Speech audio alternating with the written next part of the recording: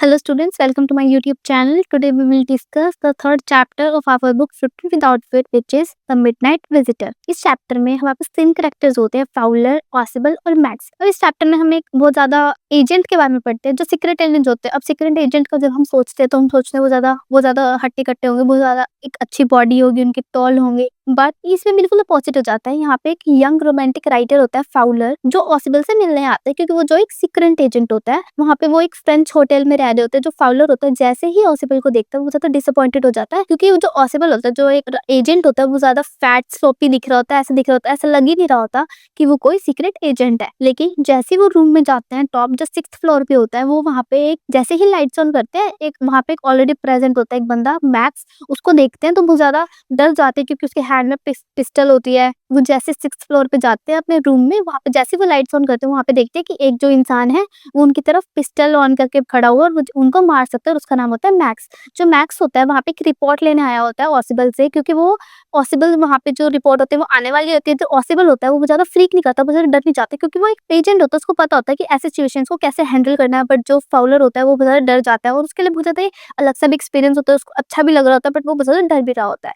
तो जो फाउलर होता है वो तो डर रहा होता है, लेकिन जो पॉसिबल होता है वो क्या करता है, वो शांत रहता है और एकदम से एंग्री होए बिना वो एकदम से ऐसे प्रिटेंड करते, एक स्टोरी कुक अप कर लेता है और मैनेजमेंट पे गुस्सा करने लग जाते हैं कि कैसे यहाँ पे एक बालकनी है और बालकनी हमें हमेशा इजी एक्सेस दे देती है बाहर के लोगों को, ऐसे नहीं होना चाहिए। तो वो कहता है कि नहीं, मैं तो बालकनी से आया ही नहीं हूँ। जो मैक्स होता है वहाँ पे जो आया होता है, जिसके पास गन होती है, वो कहता है कि नहीं, मैं तो बालकनी से आया नहीं हूँ, मैंने तो वहाँ पे मास्टर की यूज करी है और शायद मुझे मास्टर की नहीं यूज करनी चाहिए थी, मुझे बालकनी से आना चाहिए था क्योंकि वो ज्यादा ईजी होता है मेरे लिए। तो जो मैक्स का रिएक्शन है कुछ ऐसा हो जाता है और वहाँ पे जो मैन होता है वो ज्यादा वेट कर रहा होता है रिपोर्ट कर आए कि कब वो रिपोर्ट आया और मैक्स उस रिपोर्ट को लेके जाए। थोड़ी देर बाद जो डोर होता है उसके ऊपर कोई नॉक करता है और जो पॉसिबल होता है वो बोलता है कि शायद ये पुलिस आई हुई है, क्योंकि मैंने पुलिस को बोला था कि बहुत ज्यादा रिपोर्ट बहुत ज्यादा कॉन्फिडेंशियल है, तो मुझे प्रोटेक्शन की नीड है, तो ये रिपोर्ट आप मुझे खुद देने आना। तो जो मैक्स होता है वो ज्यादा डर जाता है, बहुत ज्यादा नर्वस हो जाता है। अब मैक्स पकड़ा नहीं जाना चाहता था पुलिस से, तो वो क्या करता है, इमीडिएटली विंडो से कूद जाता है क्योंकि वहाँ पे कोई बैल्कनी नहीं होती। तो जो मैक्स होता है वो उस ग्राउंड पे गिर जाता है, वहां 6th फ्लोर के ग्राउंड से गिर जाता है, वहाँ पे मर जाता है।